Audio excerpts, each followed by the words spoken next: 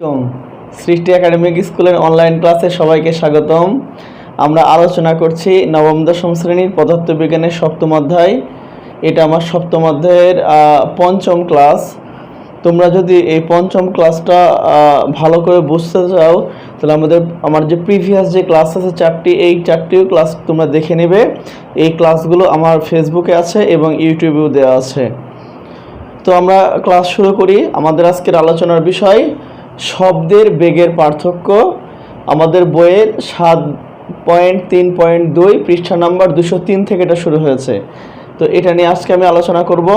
অর্থাৎ আমরা প্রথমে আলোচনা করব যে শব্দের বেগ কি কি বিষয়ের উপর নির্ভর করে এবং বাতাসের কি কি বিষয়ের উপর নির্ভর করে। আমরা জানি শব্দ একটি যান্ত্রিক তরঙ্গ। যান্ত্রিক তরঙ্গ সঞ্চালনের জন্য কিসের প্রয়োজন হয়? মাধ্যমের প্রয়োজন হয়। এই কারণে শব্দ সঞ্চালনের জন্য কিসের প্রয়োজন হবে? মাধ্যমের প্রয়োজন হবে। তো সেই মাধ্যমগুলো হতে পারে বায়ু মাধ্যম, হতে পারে তরল মাধ্যম, হতে পারে কঠিন মাধ্যম। তো আমরা প্রথমে দেখব বায়ু মাধ্যমে শব্দের বেগ কিসের উপর নির্ভর করে।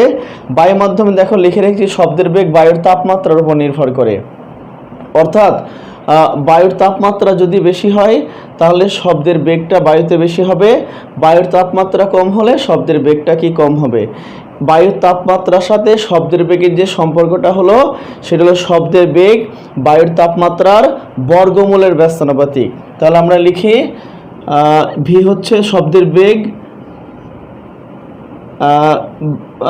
এই যে এটা সমানুপাতিক, এটা হলো তাপমাত্রা, বর্গমূলের সমানুপাতিক, ব্যস্তানুপাতিক হবে না, বর্গমূলের কি হবে? সমানুপাতিক হবে। তাহলে ভি সমানুপাতিক √T, অর্থাৎ বায়ুর তাপমাত্রা বায়ুতে শব্দের বেগ তাপমাত্রার বর্গমূলের কি হয়েছে? সমানুপাতিক। এটা হলো আমাদের সম্পর্ক। কার সাথে কার সম্পর্ক? তাপমাত্রার সাথে, বায়ুর তাপমাত্রার সাথে বায়ুতে শব্দের বেগের সম্পর্ক। এখন যদি আমি বলি এই তাপমাত্রা পরিমাপের বিভিন্ন স্কেল আছে। তো এই সূত্র যখন আমরা ইউজ করব তখন অবশ্যই তাপমাত্রা পরিমাপের ফারেনহাইট স্কেল ব্যবহার করা যাবে না, সেলসিয়াস স্কেল ব্যবহার করা যাবে না, অবশ্যই কেলভিন স্কেল ব্যবহার করলে আমরা এই অঙ্কটা আমরা করতে পারবো। তো এই অঙ্ক থেকে আমরা যদি একটা সূত্র বানাই, মনে করি বায়ুতে শব্দের বেগ V1, তাপমাত্রা T1, সেক্ষেত্রে সম্পর্কটা হবে কি? V1 সমানুপাতিক √T1, এটা ধরলাম 1 নং সমীকরণ। আবার V2 সমানুপাতিক √T2, এটা 2 নং সমীকরণ। এখন যদি আমি 1 নং সমীকরণকে 2 নং সমীকরণ দ্বারা ভাগ করি কি হবে? V1 - V2 আমরা যদি ভাগ করি সমানুপাতিক চিহ্ন কি চিহ্ন হয়ে যায়? সমান চিহ্ন হয়ে যায়। আমি কিন্তু আরেকবার কথা বলছি, আমরা যদি ভাগ করি সমানুপাতিক চিহ্ন সমান চিহ্ন হয়ে যাবে। তাহলে সেক্ষেত্রে কি হবে? √T1 √কি T2। তো এটা এই সূত্রের সাহায্যে আমরা কি করতে পারবো? বিভিন্ন তাপমাত্রায় এই সূত্রের সাহায্যে আমরা কি করতে পারবো? বিভিন্ন তাপমাত্রায় বায়ুতে শব্দের বেগ নির্ণয় করতে পারবো। তাহলে আমরা শব্দের বেগের পার্থক্যের প্রথম আলোচনা কি শিখলাম? প্রথম আলোচনা শিখলাম বায়ুর তাপমাত্রার সাথে বায়ুতে শব্দের বেগের সম্পর্ক। বায়ুর তাপমাত্রার সাথে শব্দের বেগের সম্পর্ক হলো শব্দের বেগ তাপমাত্রার বর্গমূলের সমানুপাতিক। বায়ুতে শব্দের বেগ বায়ুর তাপমাত্রা বর্গমূলের সমানুপাতিক। এবং আমাদের সমীকরণ বা সূত্র যদি দ্বারা করে তাহলে সূত্রটা কি হবে? V1/V2 = √T1/T2। V1কে আমরা V1 এর T1 তাপমাত্রায় শব্দের বেগ V1 আর T2 তাপমাত্রায় V2, আমরা এই সূত্রের সাহায্যে বিভিন্ন তাপমাত্রায় শব্দের বেগ নির্ণয় করতে পারি। আমাদের 1 নম্বর আলোচনা শেষ। আমাদের 2 নম্বর আলোচনা হলো ঘনত্ব। আমরা জানি বায়ুর ঘনত্ব যত বেশি হবে শব্দের বেগ তত কম হবে। বায়ুর ঘনত্ব যত বেশি হবে শব্দের বেগ তত কম হবে। বায়ুর ঘনত্ব যত কম হবে শব্দের বেগ বেশি হবে।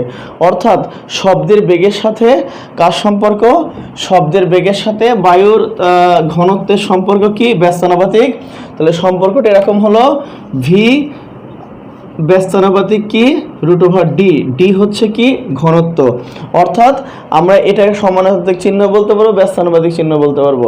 যদি আমাদের পরবর্তী পদটা নিচে চায় অর্থাৎ হর হিসেবে চলে যায় তখন আমরা একে ব্যস্তানুপাতিক বলবো। ডি হচ্ছে ডেনসিটি অফ এয়ার, অর্থাৎ বায়ুর ঘনত্ব। ভি হচ্ছে ভেলোসিটি অফ সাউন্ড শব্দের বেগ।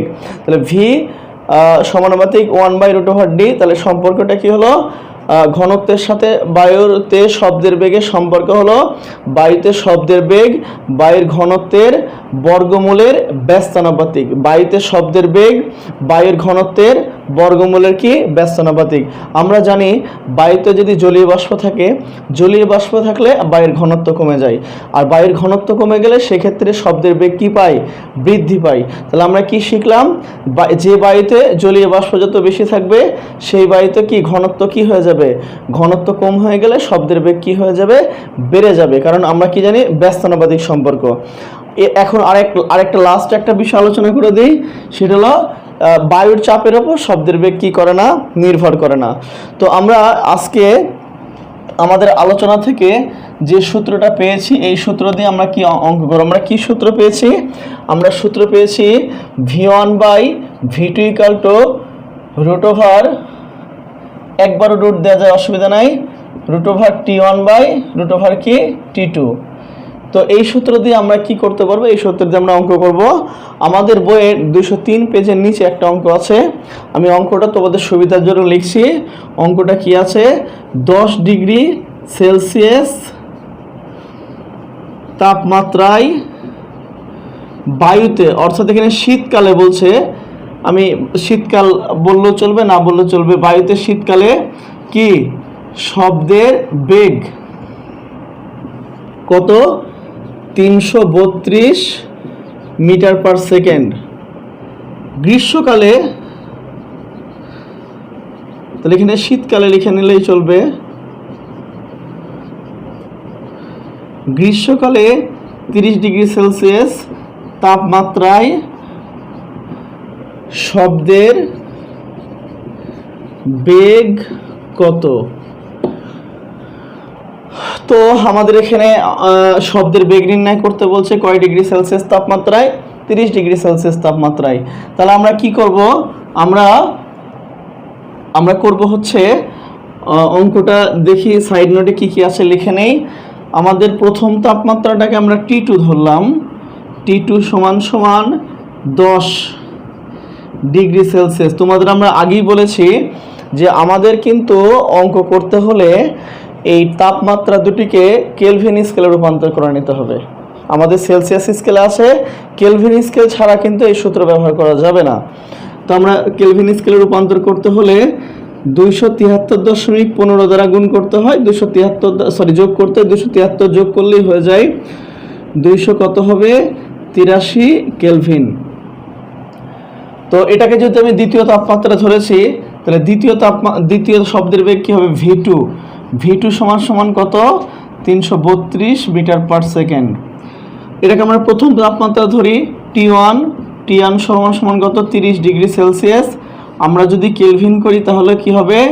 30 যোগ 273 ইকুয়াল টু কত হবে? 303 কেলভিন।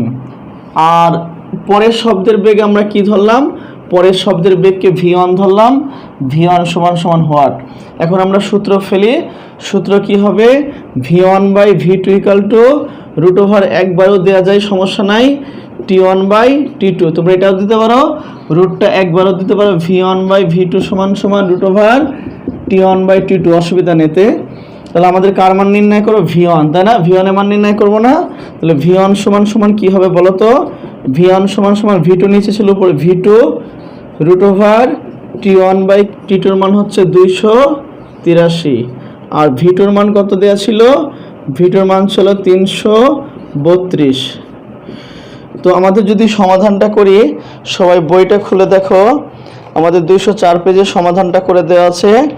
উত্তরটা কত হয়েছে? 343.5। সবাই ক্যালকুলেটর করে দেখো, 343.5 মিটার পার সেকেন্ড। তাহলে আমাদের কি দাঁড়াইলো? আমাদের এখন তাহলে আমরা কি শিখলাম? আমরা শিখলাম যে এই সূত্র দ্বারা v1/v2 √, T1/T2, এই সূত্র দ্বারা আমরা কি করতে পারবো? যে কোনো তাপমাত্রায় বায়ুতে, কিন্তু বায়ুতে বলছি, বায়ুতে শব্দের বেগ নির্ণয় করতে পারবো। তো আমরা এই অঙ্কটা সবাই একটু উঠায় না, আমি সরে গেলাম স্ক্রিনশট নেওয়ার জন্যে, আমি তোমাদের সুবিধা করে দিচ্ছি। তোমরা অঙ্কের ডাকটা বইয়ে একটু অন্যরকম করে দিয়ে আমি একটু সহজ করে করার চেষ্টা করেছি। তোমরা অঙ্কটা একটু উঠায় নাও। তো তোমাদের উঠায় নেওয়া শেষ হলে আমরা এই অঙ্কটা একটু সংখ্যা চেঞ্জ করে আরেকটু তোমাদের আমি করে দেব। তোমরা এখন একটু দেখবে যে এই অঙ্কটা আরও কি সংখ্যা দিয়ে আসতে পারতো। তো আমি আশা করি সবাই অঙ্কটা উঠিয়ে নিয়েছো। আমি এখন পরবর্তী অঙ্কে আসি। তো পরবর্তী অঙ্কে আমরা 0 ডিগ্রি তাপমাত্রা নিলাম। 0 ডিগ্রি তাপমাত্রা নিয়ে আমরা শব্দের বেগ জানি 0 ডিগ্রি তাপমাত্রায় কত, 330।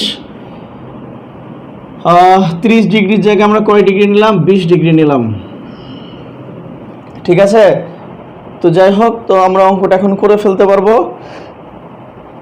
তো আমরা কাল উল্লেখ বাদ দিলাম, না উল্লেখ করলেও চলবে, জাস্ট আমরা যেহেতু আমাদের তাপমাত্রাটাই ফ্যাক্ট, তো আমরা অঙ্কটা শুরু করে দিই। দেখো একইভাবে অঙ্কটা করা যাবে। তাহলে এখানে কত হবে, এখানে হবে 0 হলে কত হবে, 273 হবে। এখানে ভিটুর মান দেওয়া আছে 330, এখানে 30-এর জায়গায় 20, 30-এর জায়গায় কত, 20, এটা কত আমাদের হবে 293। সবাই এখন ক্যালকুলেটরটা বের করো, ক্যালকুলেটরটা একটু দেখি। তো আমরা মানগুলো একটু বসিয়ে দিই। তো আমাদের T1 এর মান কত, T1 এর মান হচ্ছে দেখো 293, T2 মান কত, এই যে T2 মান হচ্ছে 273। তো আমরা যদি সমাধান করি, সমাধান যদি করো তাহলে উত্তরটা হবে V1 = 341.87 মিটার/সেকেন্ড। তো আশা করি অঙ্কটা বুঝেছ, ঠিক আছে। এবং আমাদের এই অনুসারে তোমরা যে কোনো ডিগ্রি সেলসিয়াস তাপমাত্রায় বায়ুতে যে কোনোভাবে তোমরা শব্দের বেগ কী করতে পারবা, নির্ণয় করতে পারবা। তো আজকের ক্লাসটা এই পর্যন্তই। সবাই ভালো থাকো। আসসালামু আলাইকুম।